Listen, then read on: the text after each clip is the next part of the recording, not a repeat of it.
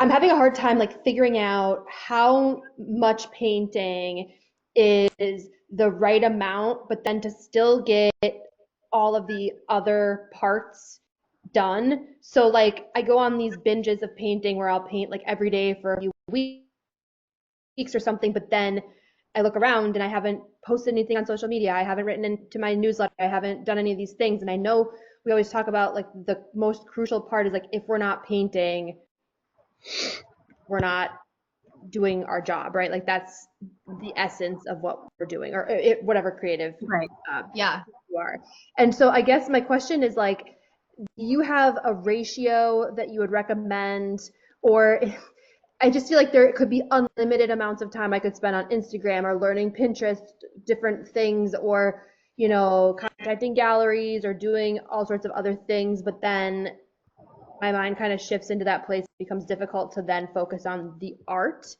Hmm. And I guess my question is like, I'm sure we all struggle with this same thing. I don't even really know what my question is. I guess is there some magical ratio That was my question. Yeah. that you can tell us so we can just lock in, Haley?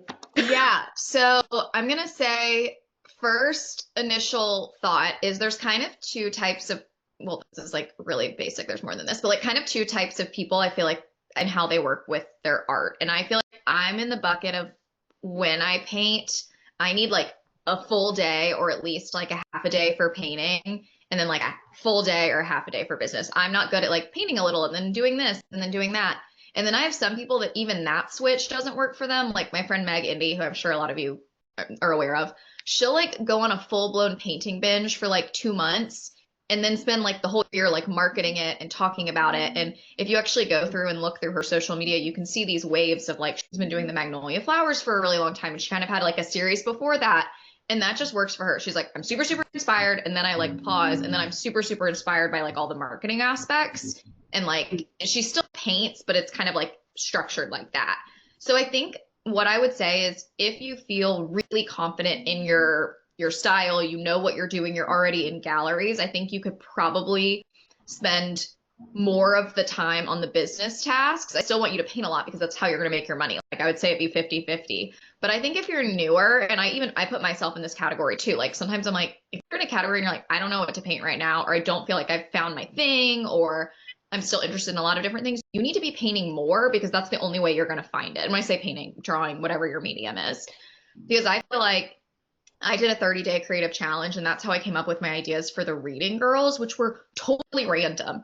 And that never would have happened if I hadn't carved out time to just like create for myself, not to sell. And I've talked about this a lot, so I don't want to be super repetitive here, but I think that's really important, but it's the hardest thing to do because it's not moving the needle like necessarily. Like it took me 30 days to come up with that. Like it was a lot of trial and error of just being out there and being creative. It took me 30 days on top of like 29 years. So, but I think that is really important. And like the biggest artists, I guess, that I've seen that have taken off, it's never that they just come up with this style or they come up with this subject matter or color palette or technique out the get-go. Like I really recommend following your favorite artist and like scrolling all the beginning of their Instagram. Like you'll be like, oh wow, they also did, these types of commissions or whatever when they first started.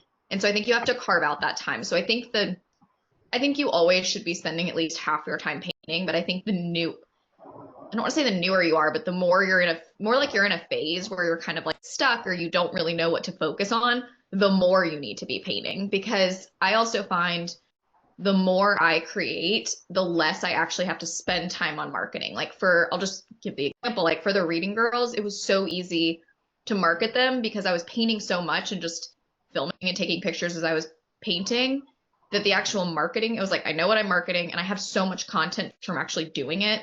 I didn't like highly edit it. It was just kind of like, turn these 3 videos into like reels and you're good to go. And so they kind of go hand in hand in some ways too.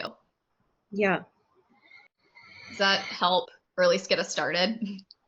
Yeah, I think your advice about like the more locked in you are to your style and the confident nature of your style, then you can push more to, like the 50-50 ratio or like you need to figure out what it is that you're going to be doing first. Yeah, and I think you need to think about it in phases, like, and it's not even like how far along you are in business. It's just like what phase in this period in time are you in? And Am I in the like, I need some time to kind of nail down what I want to create phase? You need to be painting more. Are you in the phase where I'm good? Like, this is what I want to paint. I know what I want to promote. Now I need to go get it in front of people, like either find the people or like introduce it to people I already have. You need to be spending more time on marketing.